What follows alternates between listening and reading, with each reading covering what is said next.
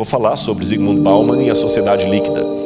Quando ele anunciou, o mundo precisa de um governo único, e o Papa Francisco é o único com capacidade de ocupar esse cargo, aquilo eu falei, interessante isso. O que nós teríamos no início do ano, que eu estava a ponto de ver o que ia acontecer para unir o globo num governo único? O Papa Francisco estava reunindo líderes do mundo inteiro para propor uma nova agenda. Aí eu vou para Zygmunt Bauman e ele chama a atenção que nós precisamos de um governo único. E quando eu vou nos intelectuais do Vale do Silício, que são hoje os grandes mentores da riqueza mundial, eu vou falar sobre isso em algum momento, a riqueza mundial hoje está na mão de poucas famílias. Eles falam, precisamos de um governo único. Creio que o Apocalipse fala o seguinte, aquele que tem entendimento, calcule o número da besta. E a palavra calcule no grego ali, não é você ficar fazendo conta com letra para saber qual nome vai dar 666. Se é o nome de Hitler, se é o nome do Papa, se é o nome de Ellen White, se é o nome de Saddam Hussein. Aquele calcule é contabilize. Mas eu estava observando os sinais dos tempos. Como é que isso aqui que eu acabei de ler para vocês, de Apocalipse 13, vai se cumprir? Aí eu comecei a ler, li vários autores, Yuval Harari, que eu li a trilogia, 3 livros dele pelo menos, não sei se ele escreveu outros. Eu escrevi o Homo Sapiens, eu li o Homo Sapiens, Homo Deus e Lições para o Século XXI. E quando eu li Yuval Harari dizendo que o futuro vai ser uma época pós-trabalho, em que as pessoas serão controladas. Você sabe que nós temos hoje, porque o Apocalipse fala algo que a gente fica pensando, como é que isso aqui vai se cumprir? Como é que vai se cumprir? Eu várias vezes me perguntei, quando eu estudei a Bíblia com os adventistas, como é que vai ser isto, que o anticristo vai colocar o mundo inteiro sendo obrigado a cumprir uma lei? Isso é impossível. E mesmo hoje a gente pergunta assim, nessa rivalidade, eu acabei de ver uma mensagem agora da ONU, o presidente Bolsonaro falou algo lá, o Trump falou algo, depois veio o Emmanuel Macron e desfez tudo o que o Bolsonaro falou. Mesmo assim, criticou a China, porque vocês sabem que a China está sendo acusada de ter até campo de extermínio, ou campo de concentração com muçulmanos. Estão questionando a China de desrespeito aos direitos humanos, o outro está questionando a China da questão do Covid. Aí o Irã está de relações cortadas com os Estados Unidos. Eu estive no Irã no ano passado e achei interessante que em Teherã eu não podia usar cartão de crédito, porque não tinha. Ele não trabalha com cartão de crédito internacional. Eu cheguei em Teherã, se eu não tivesse um pouco de dinheiro no bolso, eu ia ter problema no hotel. Não aceita cartão de crédito por causa do embargo americano. E eu pensava, Senhor, como é que vai unir o Irã com os Estados Unidos, com China, com França, todos assim opostos? Como é que no Brasil vão unir pessoas de direita e de esquerda? São tão antagônicos. Mas eu estava observando os sinais dos tempos. Como é que isso aqui que eu acabei de ler para vocês, de Apocalipse 13, vai se cumprir? Aí eu comecei a ler, li vários autores, Yuval Harari, que eu li a trilogia, 3 livros dele pelo menos, não sei se ele escreveu outros. Eu escrevi o Homo Sapiens, eu li o Homo Sapiens, Homo Deus e Lições para o Século XXI. E quando eu li Yuval Harari dizendo que o futuro vai ser uma época pós-trabalho, em que as pessoas serão controladas por algoritmos. E eu me lembrei que o Apocalipse fala o seguinte, aquele que tem entendimento, calcule o número da besta. E a palavra calcule no grego ali, não é você ficar fazendo conta com letra para saber qual nome vai dar 666. Se é o nome de Hitler, se é o nome do Papa, se é o nome de Ellen White, se é o nome de Saddam Hussein. Aquele calcule é contabilize. Contabilize o que ela faz. E por que é um número da besta? E eu noto que ali tem algo muito sério relacionado à lei de Deus. Sabe por quê?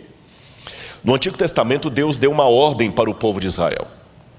Você colocará a lei do Senhor na tua mão e como frontal entre os olhos. Eu não sei se você já viu alguma cena de Israel, que tem o judeu orando lá no monte, no Muro das Lamentações, e ele fica orando lá, né? Baruch haba Beshem Adonai Eloheinu melech. Ele fica orando lá no Muro das Lamentações, e aqui ele tem uma caixinha preta na testa, e ele amarra aqui no braço. Hoje os judeus colocam no braço esquerdo. ele coloca um outro, o que está ali? Ali está o Shema Israel, Adonai Eloheinu, Adonai Echad.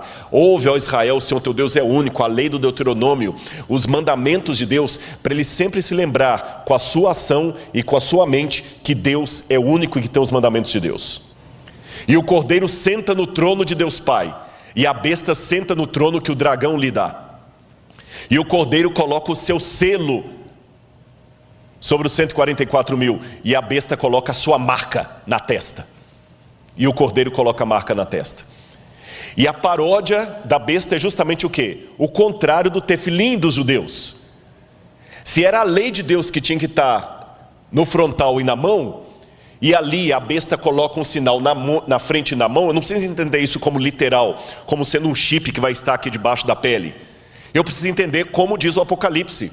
É uma analogia do oposto da lei de Deus, ou seja, vai ser colocada uma lei que vai me impedir socialmente de guardar os mandamentos de Deus. Por isso que em Apocalipse 12 fala, aqui está a perseverança dos santos, os que guardam os mandamentos de Deus e têm a fé em Jesus. E quando esse dia chegar, o mundo inteiro vai se unir. Mas eu ainda volto à minha pergunta, como, Rodrigo? Você acabou de admitir aí, Irã não vai juntar. Aí o Val Harari começa a me dar uma parte da resposta. O mundo todo vai ser controlado por questão de algoritmos. O mundo vai ser controlado por algoritmos. Nós não temos dinheiro hoje para manter o mundo inteiro, não tem emprego para todo mundo.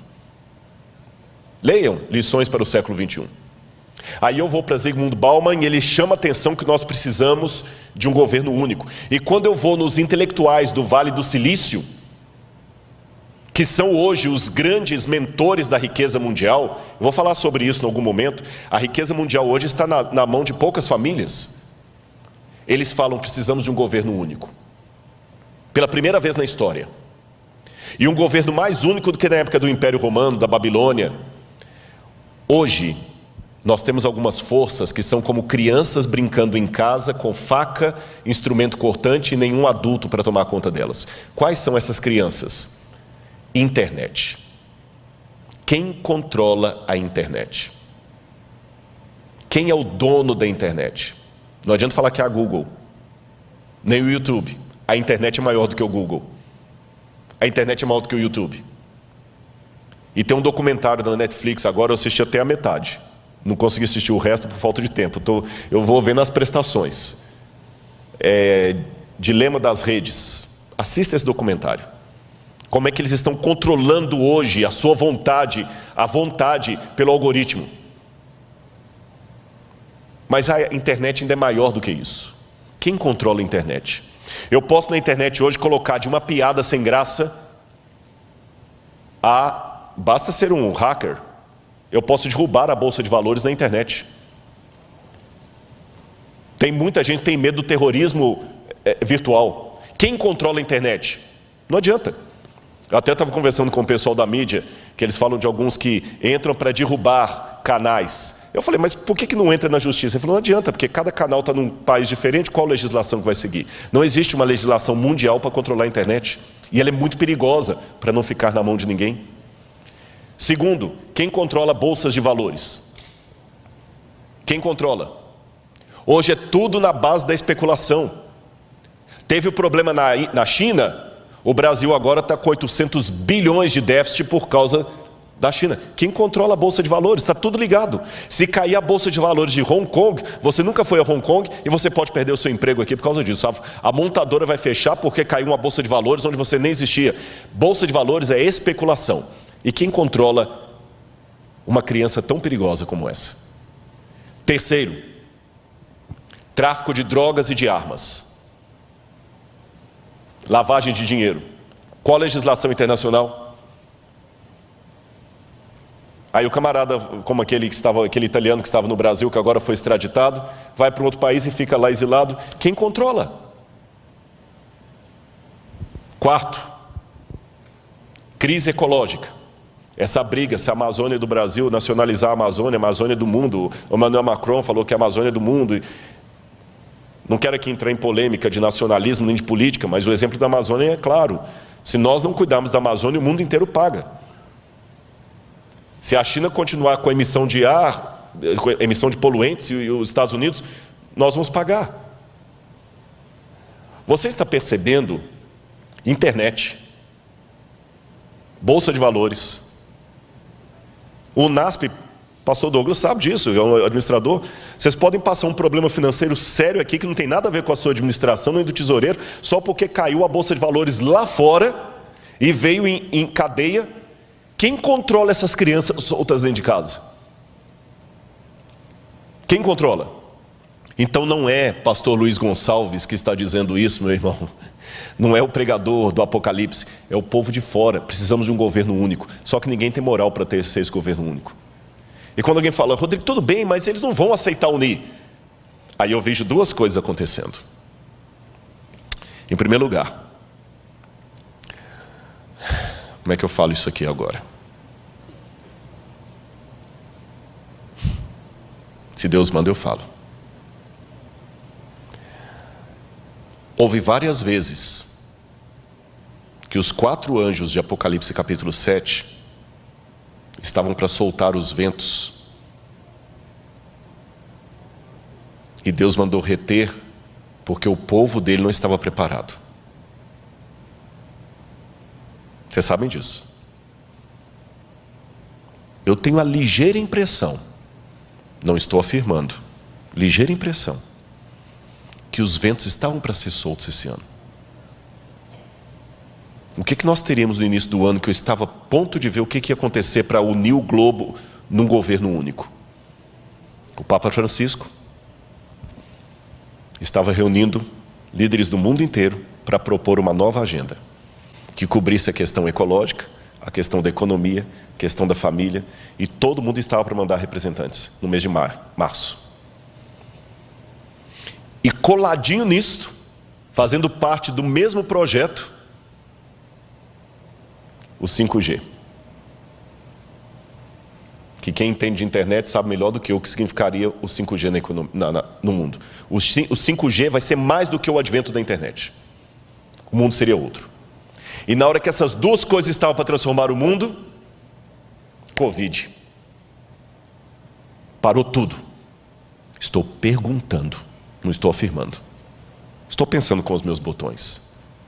Será que Deus falou assim, eu vou permitir esse vírus para parar o mundo, porque o povo de Deus ainda está dormindo demais?